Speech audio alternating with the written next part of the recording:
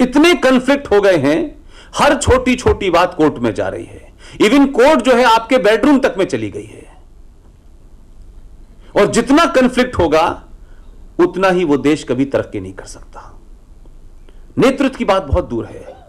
और हमने तो पिछले 70 सालों में इनको इकट्ठा किया है समय समय पर भुनाने के लिए। तो बहुत सारे लोग आए चले गए, उनको कौन याद रखता है। और ऐसा कभी नहीं होगा कि देश का कोई प्रधानमंत्री की वैकेंसी खाली रहे और कोई मिल नहीं रहा है, कोई ना कोई तो बैठेगा। और बीच में तो स्थिति ऐसी हो गई थी कि कुछ लोग बैठते थे और मीटिंगों में सो जाते थे। इस देश ने बड़े बड़े प्रधानमंत्री देखे। यह बात अलग है कि आप एक ऐसे प्रधानमंत्री को देख रहे हैं कि उसे आपने सोते ही नहीं देखा कभी, यह भी इस देश में है। लेकिन अल्टीमेटली समाज को तमाम वर्गों में बटे, आप हिंदू हैं, मुसलमान हैं, आप ये जाति हैं, वो जाति हैं, लेकिन राष्ट्र के मामले पे तो सबको एक आना चाहिए। अगर आप एक नहीं आएंगे तो हो सकता है हम कुछ अपने अच्छे दिन काट के चले जाएं। आने वाली नस्लों को आप एक ऐसी स्थिति में छोड़ के जा रहे हैं कि जब उन्हें पता चलेगा कि हमारे माता पिता को सब कुछ पता था लेकिन वो बोले नहीं। जो राजनीतिक लोग हैं सारी जिम्मेदारी उन्हीं की नहीं है। यह भी गलतफहमी है कि सब कुछ राजनीतिक लोग ही करेंगे, यह भी गलतफहमी है। जी जी अकल है नहीं तभी तो देश का हाल है। नहीं, मैंने इसलिए कहा कि हम ये मान के न चले कि राजनीतिक लोग जो कहते हैं वो सच में बड़ी अच्छी बात कहते होंगे। अभी भी मोरलेस एक आम आदमी के पास जो सजेशन होता है वो सरकारों के पास नहीं होता। यह बात अलग है कि यह वर्तमान सरकार के अंदर एक चैनल खुल गया है कि आप अपनी बात कह सकते हैं और वो भी अपने मन की बात कह सकता है। तो कम से कम आपके मन में बहुत सारी विचार होंगे जो हो सकता है कि बड़े बड़े लोगों के ध्यान में नहीं आते। इसलिए बहुत सारी समस्याएं जमीनी तौर पे सॉल्व होती नजर आ रही हैं। लिहाजा अगर भारत को आप उस तरफ ले जाना चाहते हैं, दुनिया में हर आदमी ले जाए, पाकिस्तान भी जाना चाहता है उस तरफ, ईरान भी जाना चाहता है, दुनिया के सारे मुल्क चाहते हैं, लेकिन चाहने से बात नहीं बनेगी, जमीन पे काम करना पड़ेगा। और यह जिम्मेदारी हमारे देश के जो टीचर्स हैं, प्रोफेसर्स हैं, यूनिवर्सिटीज हैं, पत्रकार हैं, उन तमाम लोगों को जो समाज में ज्यादा एक्टिव होकर काम करते हैं, जब तक वो इसकी जिम्मेदारी नहीं लेंगे, कोई सरकार आपके घर में 8 बजे आके नहीं पूछेगी कि आप सुरक्षित हैं, सो गए, अब मैं जाता हूं। ऐसा नहीं होने वाला। हमने ये मान लिया है कि सब कुछ उन्हीं को करना है, हमें कुछ करना ही नहीं है। आपकी भूमिका ज्यादा है। आपके पड़ोस में क्या हो रहा है, आपके पड़ोस में क्या नहीं हो रहा। सुप्रीम कोर्ट का मानना है, जो उन्होंने आंकड़ा जारी किया है, 5 करोड़ इल्लीगल बांग्लादेशी भारत में हैं। यह सुप्रीम कोर्ट का कहना है। अभी बांग्लादेशियों के बारे में कोई निर्णय नहीं हुआ है तो रोहिंग्या आ गए। अब रोहिंग्या आ गए हैं तो बहुत सारे लोग उनके मानवाधिकारों की बात कर रहे हैं और वो भी आपके देश में हैं। तो क्या यह आपको मुमकिन लगता है, क्योंकि यह हमारा काम नहीं है, हमें कोई फर्क नहीं पड़ रहा, हम कैपेबल हैं मिनरल वाटर खरीदने के, हम कैपेबल हैं कहीं देश विदेश में जाकर के घूम के आने के लिए, तो यह हमारी जिम्मेदारी नहीं है? क्या लगता है आपको कि 10 करोड़ से ऊपर लोग इस देश में इल्लीगल रह रहे हैं? तो वो जब भी जाएंगे, नहीं जाएंगे मुझे नहीं पता, लेकिन जब तक रह रहे हैं वो रिसोर्सेज तो इसी देश के इस्तेमाल कर रहे हैं। क्या आपको ऐसा लगता है कि हम एक नॉर्मल समाज जो हम आगे बढ़ता है, हम उस तरफ बढ़ रहे हैं? कोई पेट्रोल के ऊपर झगड़ा नहीं होने वाला अगली बार, पानी के ऊपर गली गली में झगड़ा होगा। हम पानी बचाना भी नहीं चाहते, हम पानी को स्रोतों को भी रोकना नहीं चाहते। हम चाहते हैं जैसे ही पानी नहीं मिलेगा हम उठेंगे और भारत के प्रधानमंत्री को 4 गाली दे देंगे। यह हवा खराब है, देश का प्रधानमंत्री जिम्मेदार है। पेड़ कट रहे हैं, हम जिम्मेदार हैं। तो बहुत सारी चीजें ऐसी हैं जो आपको लगता है कि हमें करनी चाहिए, हमने नहीं की। इसके अलावा इस देश में मजहबी कन्फ्लिक्ट बहुत ज्यादा है, बहुत ज्यादा मजहबी कन्फ्लिक्ट है। वो एक लंबे उसकी प्रक्रिया है, वो भी ठीक हो रहा है। इन तमाम चीजों पे बगैर काबू करे आप दुनिया में कहीं नेतृत्व नहीं कर सकते।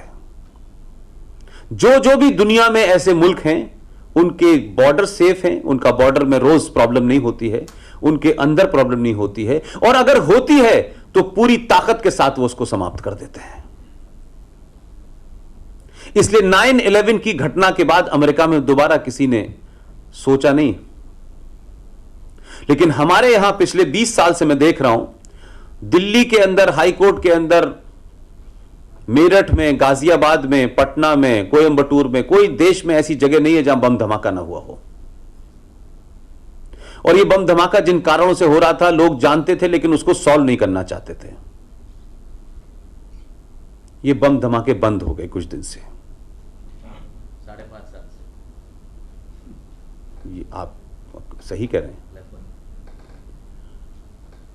इन बम धमाकों की इंक्वायरियां होती थी, लोग पकड़े जाते थे, केस चलता था, लंबी राजनीति होती थी।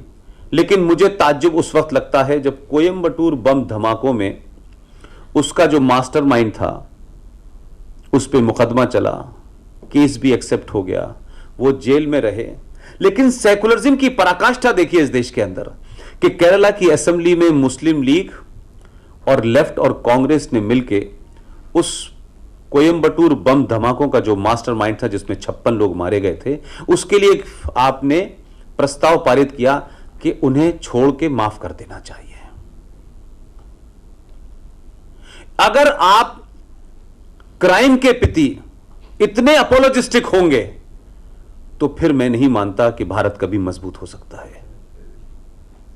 आपको उसी ताकत के साथ, जिस ताकत का गैर जरूरी इस्तेमाल इस देश में किया गया क्योंकि किसी को एक खास किस्म का आतंकवाद को कमजोर आंकना था, तो उन्होंने एक भगवा रंग की औरत को पकड़ लिया और उसकी पूरी रीढ़ की हड्डी बर्बाद कर दी। 10 साल तक आपने जेल में रखा, लेकिन हिंदुस्तान में आज तक उसके ऊपर चार्जशीट नहीं हुई। और इसके ऊपर मौन रहना सेकुलरिज्म नहीं है, और इसके ऊपर बोलना कम्युनलिज्म नहीं है। इसलिए आज पूरे देश में जो स्थिति बनी हुई है वो कोई बहुत बेहतर स्थिति नहीं है। कश्मीर की समस्या भले ही आपने सॉल्व कर ली हो, लेकिन इस देश में 500 से ज्यादा कश्मीर बन चुके हैं। यह लड़ाई इतनी खतरनाक है कि जिसे आप हथियारों से और राफेल से नहीं जीत सकते। इस लड़ाई को समाज को लड़ना पड़ेगा। और जो 47 में हमने फैसला लिया था, उस फैसले के बाद जो बड़ा झूठ बोला गया कि 15 अगस्त 1947 को भारत को आजादी मिली है। आप भारत की राष्ट्रीय आर्काइव में चले जाइए, कोई डॉक्यूमेंट नहीं मिलता जिसमें यह कहा होगा 15 अगस्त 1947 को भारत आजाद हुआ है। ब्रिटेन का जो संविधान है उसका यह पहला पन्ना है, फर्स्ट पेज है, इसमें आजादी का जिक्र नहीं है। कोई डॉक्यूमेंट ऐसा नहीं है जिसमें यह कहा होगा कि यह आजादी के डॉक्यूमेंट पे हमने साइन किए हैं। लेकिन हम 15 अगस्त को जोर जोर से चिल्ला चिल्ला के भारत माता की जय करके आजादी मना रहे हैं। 15 अगस्त 1947 को यह देश 2 हिस्सों में बटा था और दोनों अलग अलग हिस्सों को एक डोमिनियन स्टेटस मिला था। और इसी संविधान के प्रियम्बल में, जिसकी दुहाई बहुत दी जाती है, यह भारत के संविधान का प्रियम्बल है, जिसमें कहा गया है कि इसमें कोई बदलाव नहीं हो सकता। इसमें बदलाव नहीं हो सकता क्योंकि हमने जिस ब्रिटेन से लिया है उसकी फर्स्ट कॉपी के ऊपर लिखा हुआ है स्टेटस स्पेंट। जो इंग्लैंड का संविधान है उसका पहला पन्ना है और इसके नीचे एक वर्ड लिखा है स्टेटस स्पेंट। इसको कोई लीगल ईगल बैठा हो तो इसका मतलब सिर्फ यह होता है कि जो कुछ इसमें लिखा है यह एटर्नल है, अब इसमें कुछ चेंज नहीं हो सकता, इसमें कुछ बदलाव हो ही नहीं सकता इसके अंदर, जो आपका बेसिक है। लेकिन हम इतने महान लोग हैं, अपनी राजनीति के चलते। हमने सब कुछ वहीं से लिया है, ज्यादातर कॉपी उसी को किया है। और भारत का संविधान जो है गवर्नमेंट ऑफ इंडिया एक्ट 1935 की फोटो कॉपी है 80%। ये जो संविधान हमारा है ये 1950 का कॉपी है, लेकिन हमने ये आज की डेट में उसकी कॉपी है, जिसमें हमने बगैर ये सोचे समझे कि ये होगा, लेकिन मैं इसलिए ये बात जिक्र कर रहा हूं, ये इलीगल था, लेकिन सत्ताओं में लोग इस ताकत में आए कि उन्होंने कहा हमने कर दिया है, अब इस पे सवाल नहीं उठना चाहिए। जो ओरिजिनल संविधान है उसमें लिखा हुआ है 26 day of November 1949 to hereby adopt enact and give to ourselves this constitution. यह भी उसी तरीके से एटर्नल है जैसे इंग्लैंड के संविधान के पहले पेज पे लिखा हुआ है। लेकिन आपने अपनी राजनीति के चलते, मजबूरियों के चलते, वोट के चलते 1976 में भारत का जो प्रीएम्बल था उसमें आपने बदल दिया। उसमें लिखा है we the people of India having solemnly resolved to constitute India into a sovereign democratic republic था। लेकिन 1950 के संविधान के इस बेसिक प्रीएम्बल में आपको लगा कि आपकी राजनीति डूब रही है, तो आपने भारत के प्रीएम्बल में चेंज करके उसमें सेकुलर और सोशलिस्ट का वर्ड डाल दिया। इस पे चर्चा हुई। इसमें भी एक बात है कि ये जो उसको बाद में कर लेंगे, उसको बाद में कर लेंगे। तो मैं ये कह रहा हूं कि इन सवालों को आप नहीं उठाएंगे और ये सोच के मानेंगे कि क्या फर्क पड़ता है, हो गया होगा, देख लेंगे, तो कभी कभी तमाम हजारों समस्याएं एक साथ जब आती हैं तो आप उनको सॉल्व नहीं कर पाते हैं और फिर आप एक्सेप्ट कर लेते हैं। तो पाकिस्तान बना, पाकिस्तान के कौन कौन बेहतरीन कैरेक्टर थे बनवाने वाले, उनके बारे में कुछ बताया गया। और यह बहुत अच्छी बात होती है कि अगर घर की कोई समस्या है तो उसको छुपाने के लिए पड़ोसी के ऊपर डाल दो, ताकि आपको असली आदमी पता ना चले। इसी तरीके से पिछले 70 साल से हमारे यहां आतंकवाद पे भी झगड़ा हुआ और आतंकवाद का भी हमने रंग भी ढूंढ लिया, जाति भी ढूंढ ली, सब कुछ ढूंढ लिया। लेकिन आतंकवाद के लिए कौन जिम्मेदार है, उस कल्प्रिट तक ना हमारे हाथ पहुंचे तो कब पाकिस्तान भेज रहा है। पाकिस्तान आतंकवाद फैला रहा है। एक कसाब के अलावा इस हिंदुस्तान में कोई दूसरा पाकिस्तानी पकड़ा नहीं गया आतंकवाद की हरकतों में। और ये जो झूठी झूठी बातें हमने की ताकि सबको अच्छा अच्छा लगे, बस अच्छा अच्छा दिखना चाहिए, हो अच्छा ये नहीं है।